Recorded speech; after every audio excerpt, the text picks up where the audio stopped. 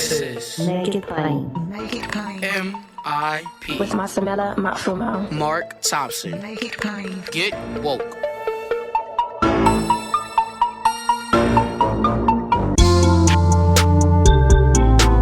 God bless you. Get woke. Folks, MIP is now COVID-free, meaning free to all subscribers as we navigate this pandemic. We're thinking about everyone, and we've got to get through this together. So for a limited time, no fee to subscribe to Make It Plain on your favorite podcast app.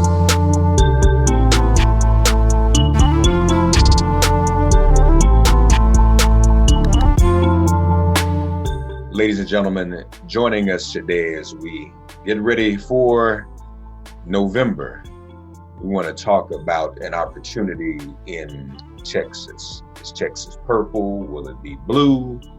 What's going to happen this November? Well, someone is running to unseat John Cornyn. I think 2018 was defined as the year of women candidates, and I don't think that's necessarily stopped. It could be an argument made that 2020 could also be the year of women. We have a woman on the ticket. There are many, many women running for office, which is a great thing. So here we have a wonderful woman running to unseat John Cornyn in Texas, a military veteran at that. We want to welcome MJ Hegar. MJ, how are you this morning? I'm really well. Thank you so much for asking. How are you, Mark? I'm good. I'm praying that you and your loved ones have been healthy and safe in the pandemic. Yes, sir. I mean, we've had, members of our family sick or lose jobs or get laid off. We've been blessed to be probably we have it a lot better than most people. I mean, one of the hard things about being on the campaign trail is hearing how people are suffering. So I am very aware of how blessed we are. My kiddos are doing well. We're trying to keep them from feeling the stress. Sometimes we see them feel the stress. They see people with masks on and things, and they want to know what's going on.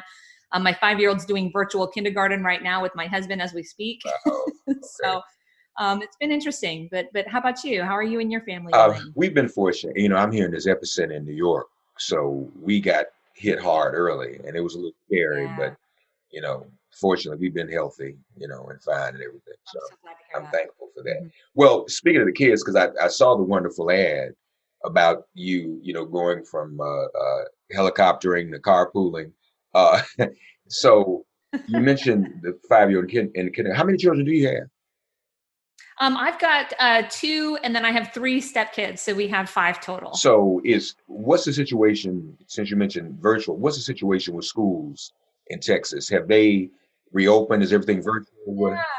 Yeah. We're being hit so hard in Texas. And really it depends on what part of Texas you're talking about. In the Rio Grande Valley, people are dying at 4 times the state average. They're really suffering and having a really hard time getting the attention that they need to get the resources and the help and support that they need. I was just down there trying to bring some attention to that situation.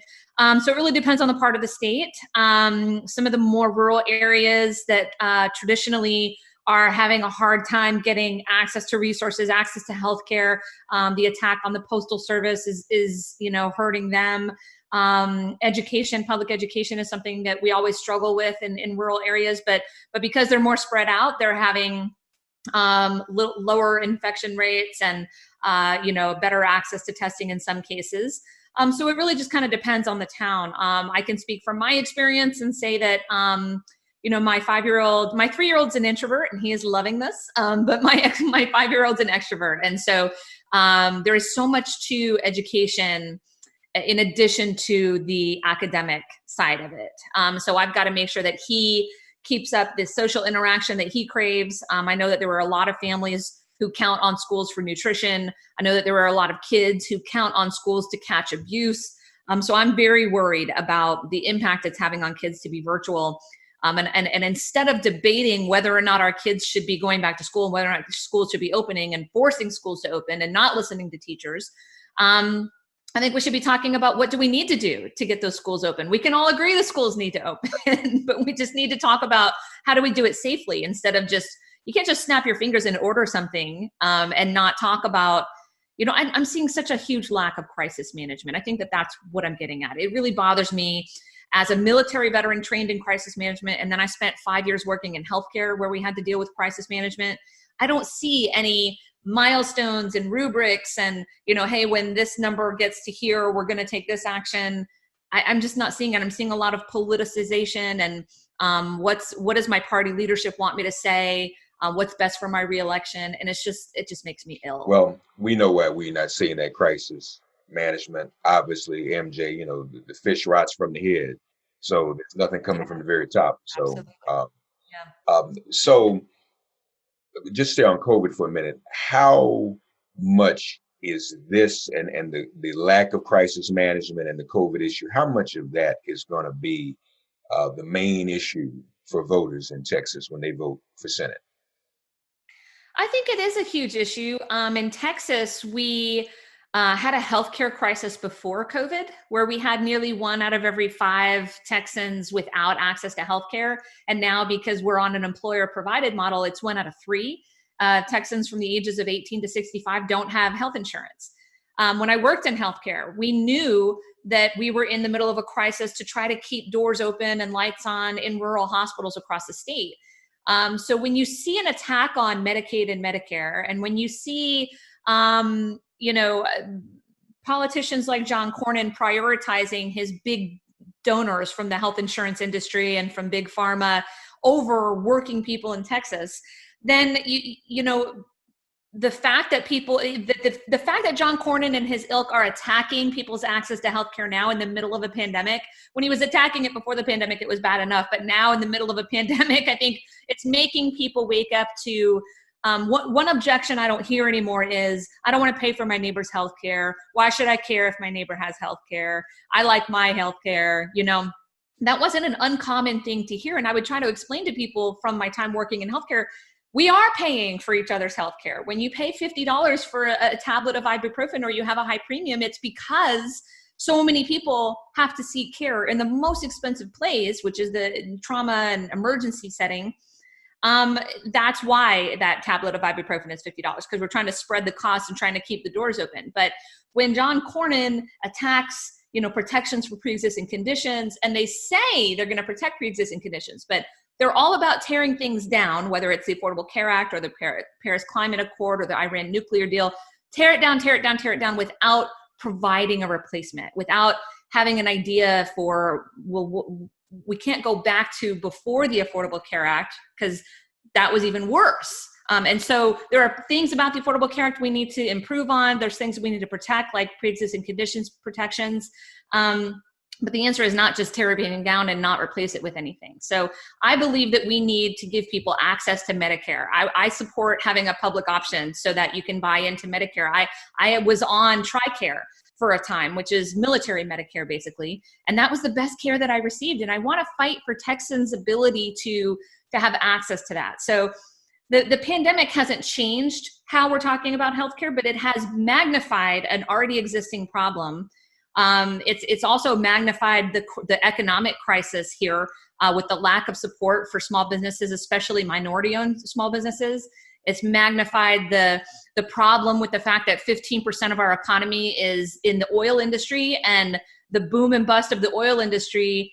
John Cornyn is just protecting the profit margins for the CEOs. He's not fighting for the workers in the oil industry. So they're losing their jobs. We're leading the nation in the oil industry bankruptcies right now. And that started before the pandemic also, when Saudi Arabia and Russia flooded the market. So with oil. So, you're asking how the pandemic, is that going to be central to people's vote? Yes, on one hand, because they don't feel like John Cornyn is trying to keep them safe and fighting for them, but also it's magnifying these issues that were here before the pandemic. So hearing you say that, some of the old arguments are more and more of the Texas electorate getting, or have they gotten, how vital the Affordable Care Act was and how it needs to be expanded. Are people clearer now with it magnified? Wait a minute, this is stuff just got really real.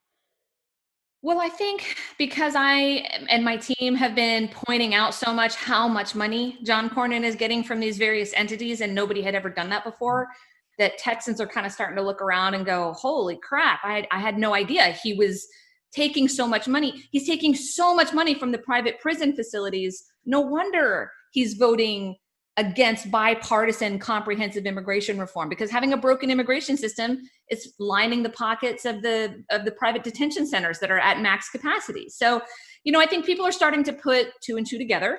And I'm proud of my state, because it can be hard to become an engaged voter when you were apathetic, or consider voting for someone from a different party. I mean, I voted for John Cornyn in 2002.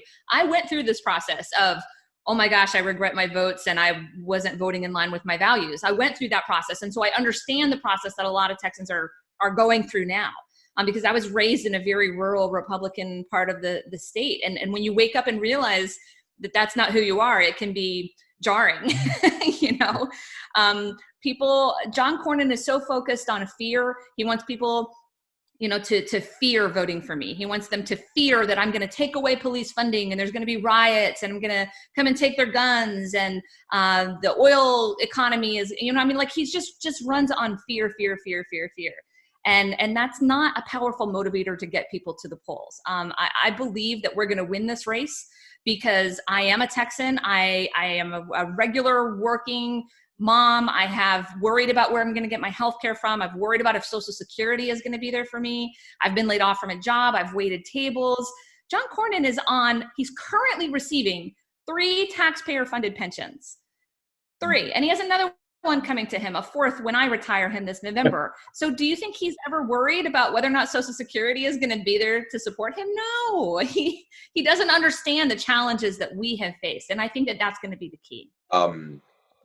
Are you on the air? Have you been able to get on television yet, doing television ads and whatnot?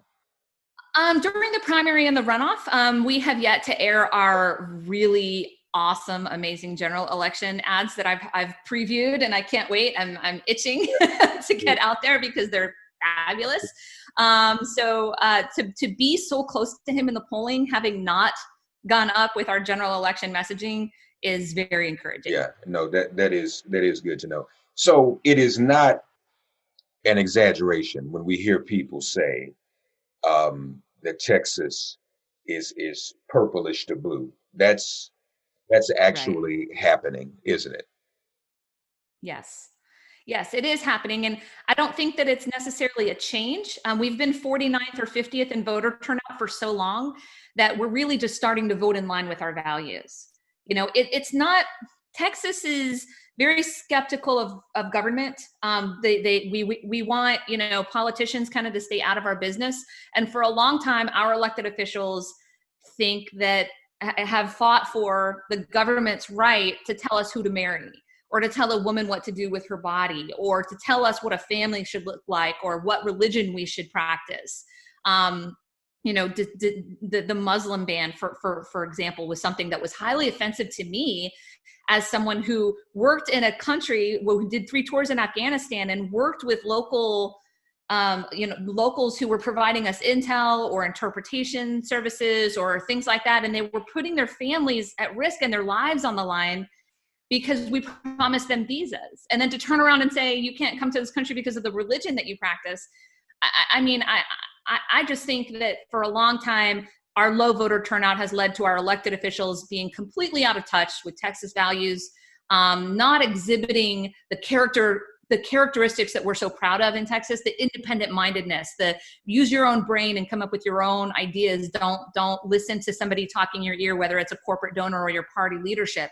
Put your neighbors and yourself and your families ahead of your ambition and your ego and your, trying to grab the cameras. I mean, the actions of our elected officials are just not in line with what it means to be a Texan. And finally, Texans are sick of that and are standing up and saying, no, I've had enough. I'm going to vote for the right person this time. So, ladies and gentlemen, I think everyone's aware, a lot of times in political campaigns, when those of us who are African Americans or people of color run for office, they will alter our images, our skin complexion or whatnot. But then I look up, MJ, and they did the same thing to you. They did the same thing to And me. when Yeah. I saw the alteration, I was like, what in the world is this? And now I'm actually seeing you on Zoom. I mean, you are so young, you know?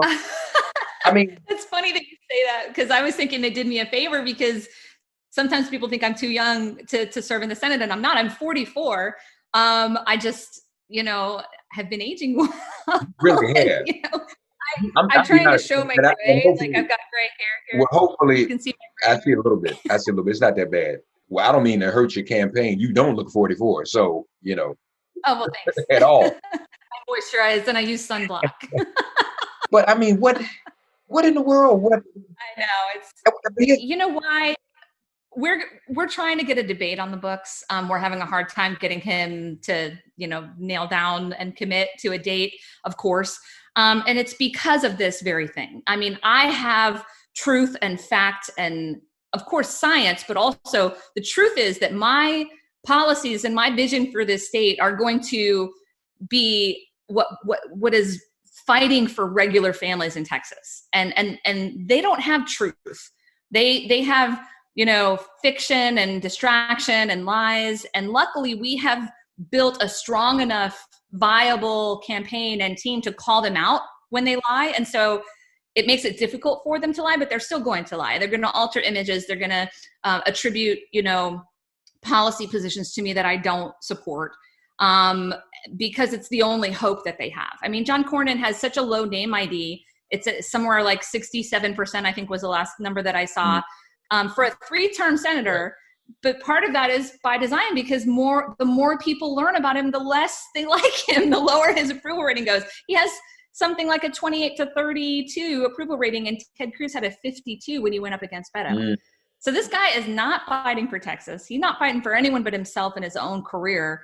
And that's very clear. And so all they have is to lie and to alter images and to alter my words and my vision for this state, because they know that if Texans know what I'm fighting for, they're going to vote for me. well, and it's that on the spectrum of no information to disinformation. So you fly below that radar, and that's what a lot of those politicians do. They stay in office for 30 years and just kind of lay low. And you're right, he probably doesn't mind his low voter ID, no lower name ID, because he's not able to be held accountable. Lastly, MJ, where how does it look in terms of mail-in balloting in Texas, early voting? I mean, I know all of this is more important than ever before. How early can people pick up ballots? So how does that calculus work, and how, if at all, does that calculus benefit your campaign?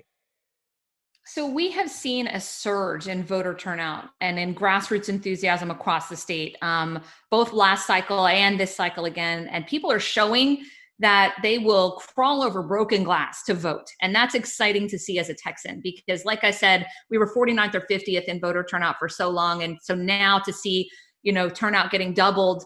We doubled turnout last cycle, and we had 1 million people vote in the primary runoff. This cycle, millions voted in the primary. But the primary runoff was in the middle of the pandemic, like the peak of the pandemic. And so, we've had our votes suppressed for so long. We're one of only a handful of states that haven't relaxed restrictions on vote by mail in the middle of COVID. And we're, 34 states have no excuse vote by mail, and we're not one of them. And I was raised to believe that if any other state can do something, Texas can do it better. So I don't understand why we haven't been able to figure this out, right? I mean, I want answers from Greg Abbott and from his allies. It's clearly because they just don't want to be held accountable for their failures. They know that the more people who vote, the worse it is for them. And I think that, if you've ever met a Texan, you know that the best way to get us to do something is to try to keep us from doing it. So when you try to intimidate us out of something, when you try to scare us out of doing something, when you try to, suppress our vote, that's when we're going to stand up and say, no, you don't get to tell me what to do. I'm going to go vote. And so I think that, all of the various things that we're seeing, we have early vote starting in less than 6 weeks. And I just want to encourage people, everybody listening to your podcast right now knows somebody in Texas. Either they're in Texas or they have a family member in Texas, they have a friend in Texas. I guarantee you everyone listening knows someone in Texas.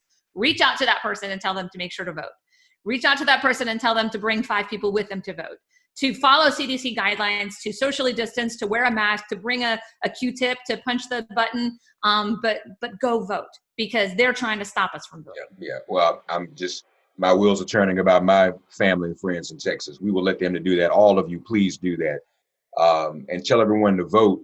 I can say this: vote for MJ Hegar, military veteran MJ Hegar, Purple Heart recipient, trying to keep Texas at least purple, if not turn it blue. So folks, please, website, MJ. Yes, mjfortexas.com. Thank you, I'm Mark. sure you need some money, folks, to send those small dollar donations. They help as well. Good luck to you. Maybe we'll talk again. And yes, if we can be helpful, just let us know, okay? Thank you so much, sir. Stay safe out Okay, there. you too. God bless you and your family. All right. Thank you so All much. right. God, you are our refuge. Send our ancestors to guard our doors. Cast out this virus from our communities and our bodies. Heal, bless, and protect everyone listening and their loved ones. Thank you for listening to Make It Plain and Get Woke. Remember to listen, like, and subscribe on Apple Podcasts, Spotify, and wherever you get your podcasts. If all minds are clear, it has been made plain.